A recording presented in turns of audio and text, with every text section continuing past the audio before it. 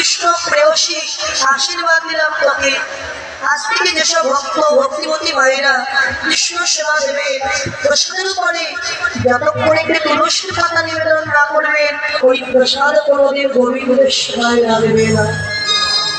যা তুলসী একবার দেখি আর বধূ কেমন আছে।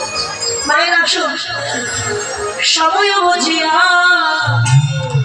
সদস্য হইয়া, সময় বুঝিয়া সদস্য হইয়া, সদস্য হইয়া মেলে পিতা বল